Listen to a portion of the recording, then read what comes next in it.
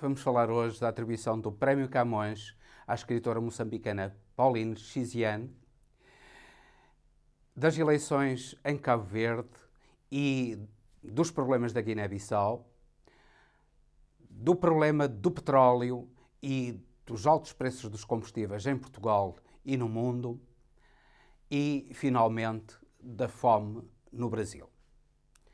Sejam bem-vindos a mais um Política Impura na Rádio Transforma. Peço-lhes que partilhem o canal, que subscrevam, coloquem gosto e ouçam até ao fim. Uma lúcida análise sobre os acontecimentos políticos com Henrique Prior.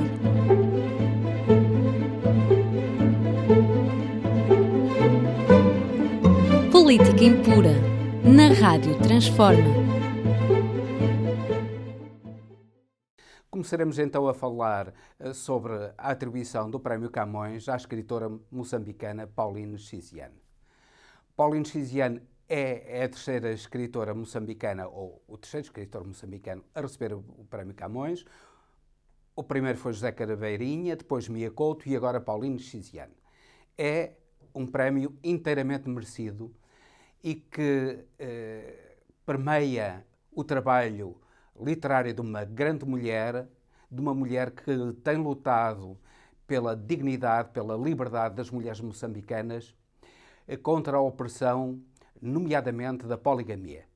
Os seus romances, infelizmente, neste momento não estão disponíveis.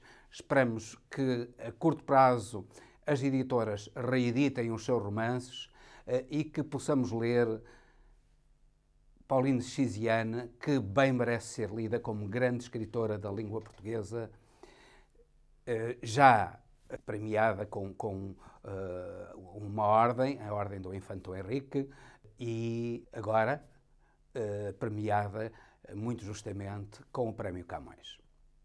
É uma distinção que muito honra a literatura moçambicana, uma das literaturas mais pujantes da África. Falaremos a seguir das eleições em Cabo Verde. Cabo Verde tem-se demonstrado como um país onde a democracia funciona. Há eleições regulares, há alguns protestos, mas os resultados eleitorais acabam por ser respeitados e nestas eleições, que decorreram com serenidade, houve um vencedor de centro-esquerda do Partido Histórico para a Independência de Cabo Verde, o PAIGC.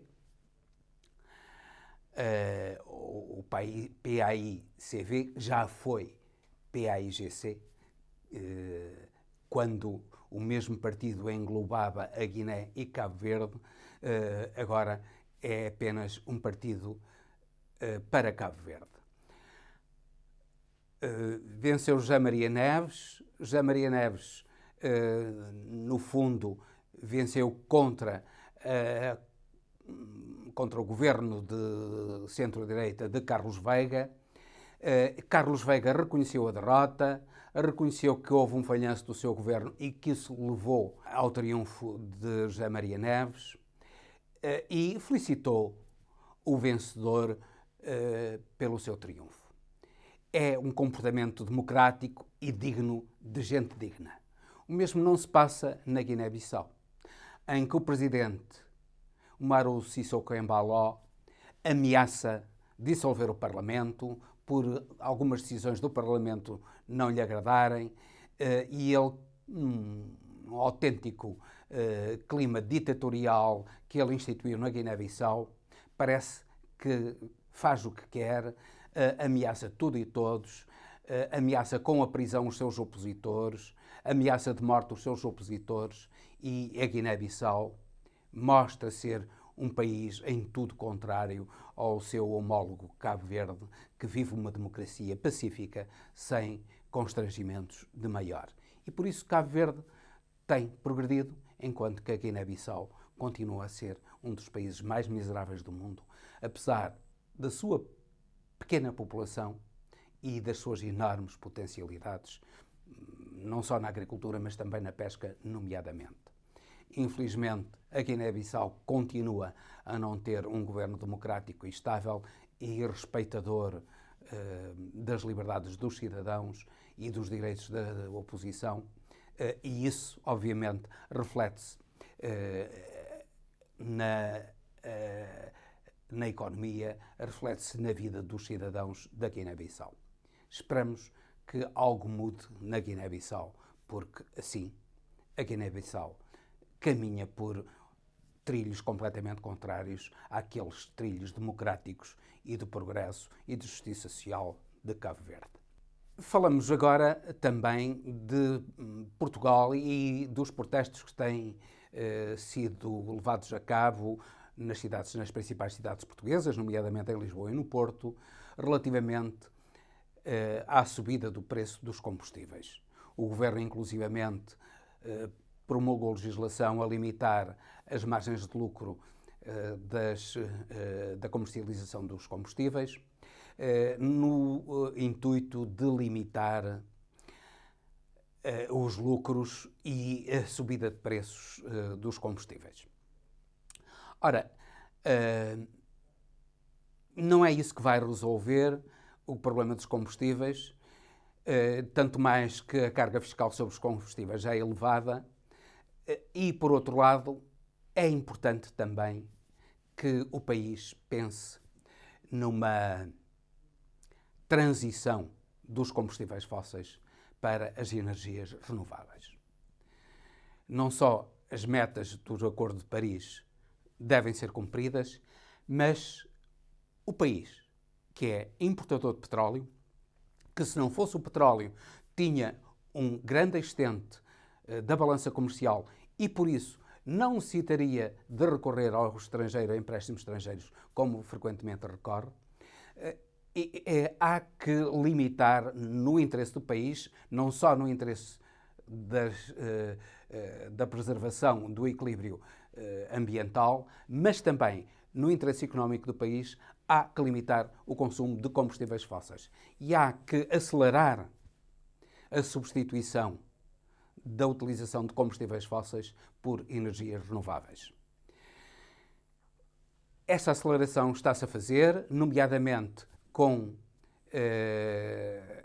a instalação de fábricas de fabrico de hidrogénio, para ser utilizado, nomeadamente, nos automóveis que começam já a consumir hidrogénio. Mas não só nos automóveis, é sobretudo na indústria, a grande consumidora de energia, que é necessário introduzir alterações aos parâmetros energéticos que têm vindo a acontecer em Portugal. Cada vez mais é necessário que as energias renováveis, energias não poluentes, que acabarão sempre por ser mais baratas que os combustíveis fósseis, pelo menos neste momento, substituam os combustíveis fósseis. Infelizmente, em Portugal, para além da indústria que utiliza em grande escala os combustíveis fósseis e não se habituou ainda, inclusivamente, a utilizar a energia solar e a energia eólica como energias renováveis nas próprias empresas, é importante que os transportes sejam cada vez mais incentivados a utilizar energias renováveis. E que os cidadãos sejam cada vez mais incentivados a utilizar os transportes públicos em lugar do transporte privado, que em muitos casos, ou na maioria dos casos, é mais prático, mas acaba por ser altamente poluente e altamente nocivo para o ambiente, além de ser bastante mais caro. Nós devíamos seguir o exemplo da Finlândia, que é o exemplo de um país que utiliza essencialmente os transportes públicos. A Finlândia tem modelos de transportes em que os vários sistemas de transportes se interligam, nomeadamente o comboio, o metro, os autocarros, as bicicletas se interligam e é possível comprar mensalmente um bilhete, um passe para todos esses sistemas de transportes e a utilização desses sistemas de transportes é extremamente eficiente, extremamente rápida, não há grandes filas de trânsito nas cidades finlandesas e o stress decorrente do trânsito praticamente não existe na Finlândia, que é o país de maior índice de felicidade no mundo. Ora, não só a saúde psíquica das pessoas é preservada, mas, sobretudo, como a economia do país também é beneficiada. Porque os transportes públicos, obviamente, utilizam muito menos energia do que os transportes individuais. E, por isso, o Estado deve investir na promoção do transporte público. Felizmente está-se a investir na ferrovia, que era um dos grandes problemas de Portugal, era a ausência de ferrovias, de comboios que servissem a população. Está-se a investir agora muito na área da ferrovia, mas não basta isso, é necessário que os vários transportes, nomeadamente o ferroviário, o rodoviário, a bicicleta e, sobretudo, o metropolitano, que particularmente nas grandes cidades é extremamente útil. Repare-se a eficiência do metropolitano em cidades como Lisboa e o Porto, que felizmente estão a alargar as redes de metropolitano, e é isso que deve ser feito nas cidades portuguesas do modo geral. O metropolitano é um meio de transporte que é facilmente acessível aos cidadãos, que é muito rápido, não tem constrangimentos de trânsito e a multiplicação de redes de metropolitano, nomeadamente debaixo de terra, embora o custo da sua criação possa ser um pouco mais elevado, mas a verdade é que a longo prazo eles acabam por ser muito mais económicos do que outro tipo de transportes. Portanto, não é bom que os combustíveis desçam, porque o preço dos combustíveis alto força a uma mudança de paradigma no que toca ao sistema de transportes, obriga à utilização dos transportes públicos em substituição do transporte particular e obriga a que as próprias empresas industriais utilizem cada vez mais energias renováveis e, assim, o país deixe de importar o petróleo que influencia negativamente a sua balança comercial.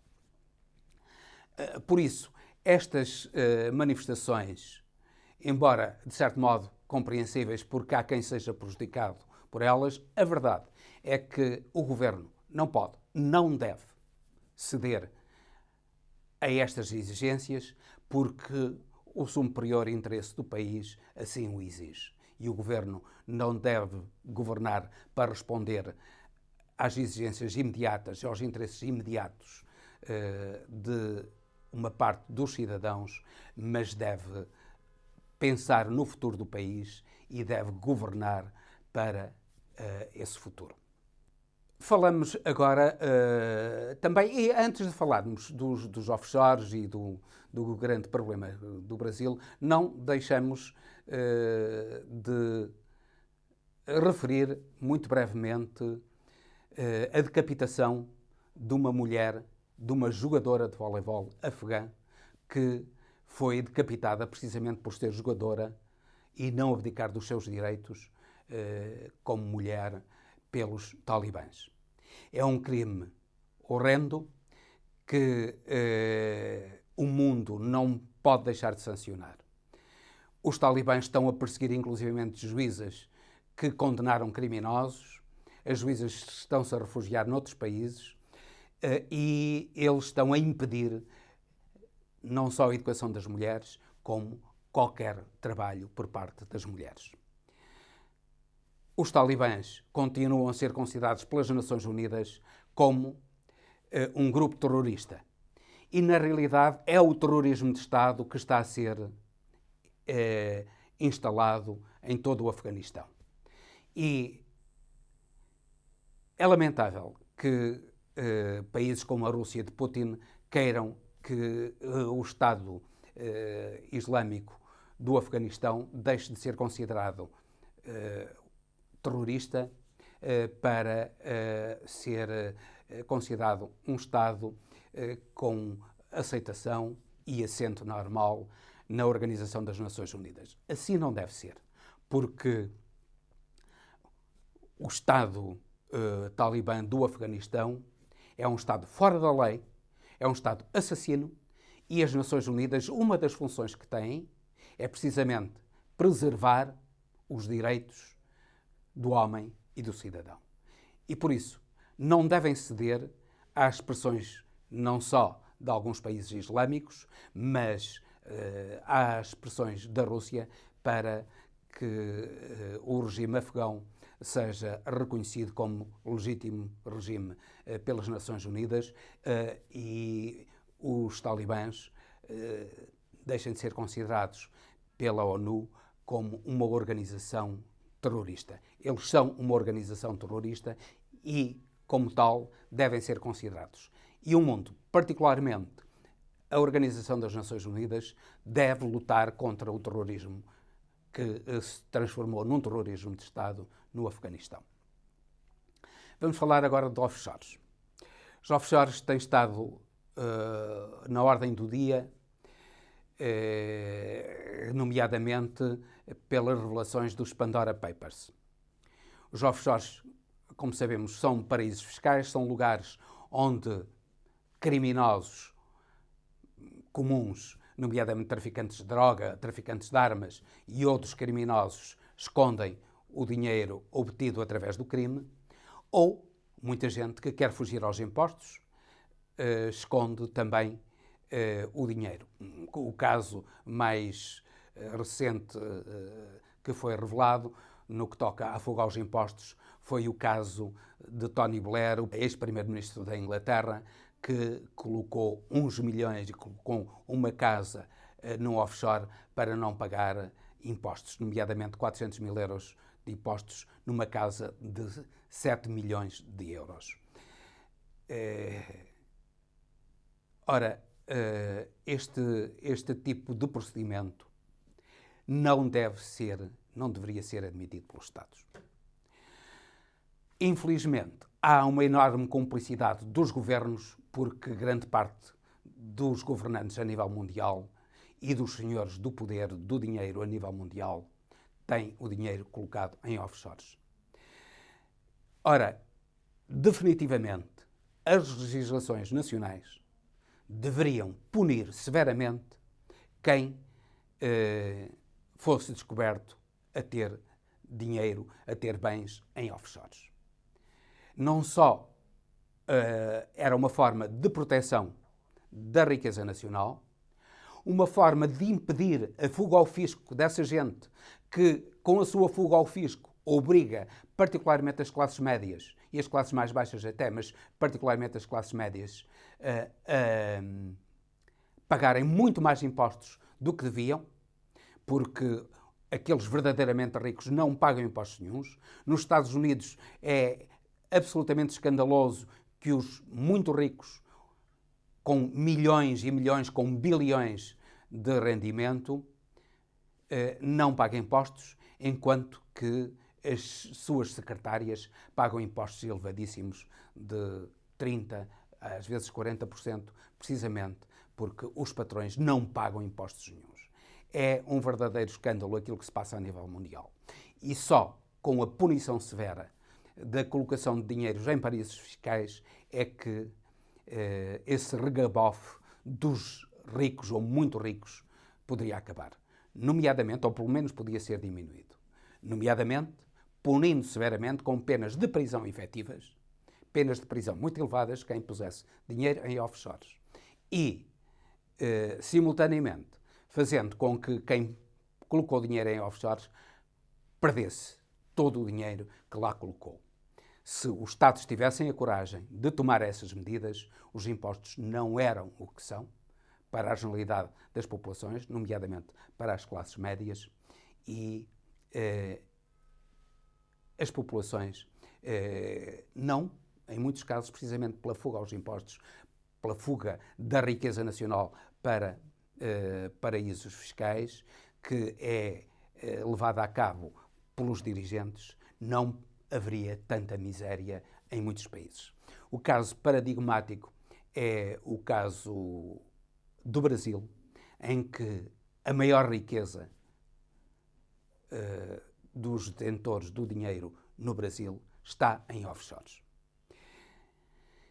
E eles ainda têm o descaramento de falar do combate à fraude fiscal por parte das classes médias e de dizer que os mais pobres deviam era trabalhar e não reivindicar. O caso mais flagrante é deste Ministro da Economia, Paulo Guedes, de que já nos referimos, e do Governador do Banco do Brasil, Roberto Campos Neto, que se descobriu que colocaram dinheiro em offshores. Mas é importantíssimo que gente assim seja descoberta, que os seus nomes sejam revelados. A imprensa brasileira, a comunicação social brasileira, de uma maneira absolutamente escandalosa, para não dizermos nojenta, tem escondido completamente a fuga aos impostos e o enriquecimento ilegítimo por parte de Paulo Guedes através da manipulação do real. O real tem baixado de valor em relação ao dólar e isso tem feito com que a riqueza de Paulo Guedes tenha aumentado imenso. Ele diz que já não é dono da empresa. Quem é dono é a mulher e o filho. Então ele não é dono. Se ele passou tudo para a mulher, ele não é dono. Indiretamente ele é dono da empresa. De uma empresa que colocou milhões em offshore e de que ele é dono e beneficiário principal.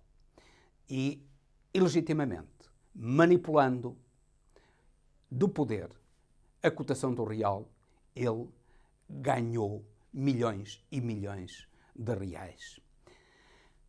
É este tipo de comportamento absolutamente repugnante que o Brasil deve combater.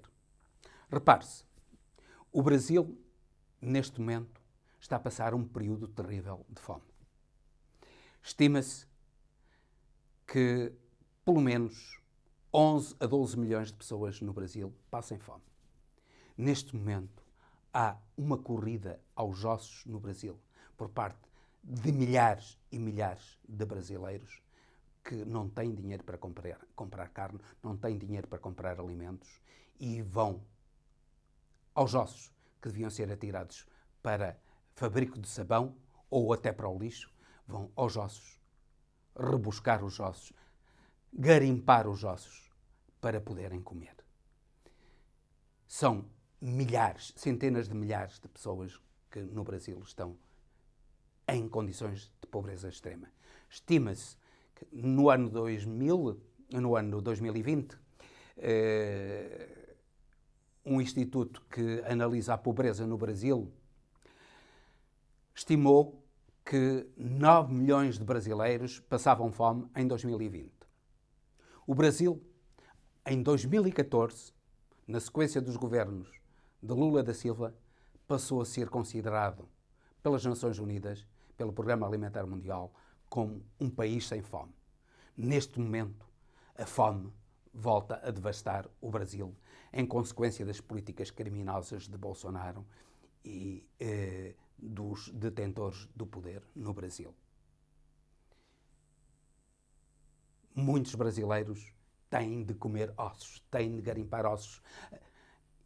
Apesar de muitas vezes eles serem avisados que os ossos até estão já deteriorados, não servem para alimento, mas a alternativa é comerem ossos ou morrerem de fome. É esta a realidade do Brasil, é esta a realidade em que o Brasil de Bolsonaro e Paulo Guedes, o Brasil dos detentores do dinheiro, dos senhores da banca, uma banca de rapina dos senhores do comércio, do grande comércio, um comércio também de rapina, mergulharam o Brasil. A miséria no Brasil é cada vez maior. Acabou-se com a Bolsa Família, acabou-se agora com os subsídios para combater o desemprego e a pobreza na pandemia, e a generalidade da população das classes mais baixas, médias e mais baixas do Brasil mergulhou na pobreza, nos casos, e noutros casos, na miséria extrema, na fome. É urgente que o Brasil se livre deste governo criminoso, deste governo que acentua a miséria da generalidade da população em benefício de um número pequeníssimo, 0,01% de brasileiros, quando muito. Só assim o Brasil poderá ser um país decente e respeitado a nível mundial. Neste momento, o poder no Brasil é um poder com quem nenhum dirigente com o mínimo de dignidade e responsabilidade e sentido de Estado se quer envolver. Bolsonaro é ridicularizado, é considerado persona não grata por todos os governos. Repare-se, quando Bolsonaro tomou posse, o presidente português foi visitá-lo no Brasil. Mas ainda não é desta que Bolsonaro, não é este ano, nem será no próximo, que o Bolsonaro virá visitar Portugal.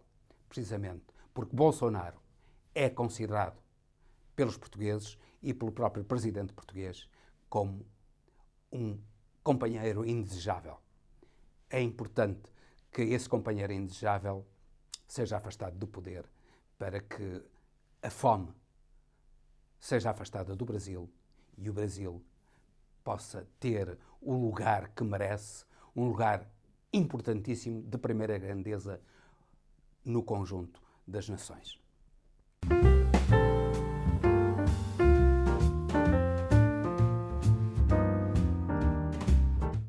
O livro cuja leitura vos aconselho nesta semana é Os Cavaleiros do Amor ou a Religião da Razão, do grande mestre da filosofia portuguesa, Sampaio Bruno. Ao contrário de outros filósofos da chamada filosofia portuguesa, nomeadamente Leonardo Coimbra e José Marinho, que assentaram o seu pensamento no catolicismo, Sampaio Bruno fugiu dos preconceitos católicos e chega, nesta obra, a dizer que Roma, isto é, a Igreja Católica, é o contrário de amor. Roma, o contrário de amor. Isto é, Roma é o contrário daquilo que os próprios evangelhos pregam, que é o amor entre os homens. É uma obra que está inacabada. É um plano de um livro por vir.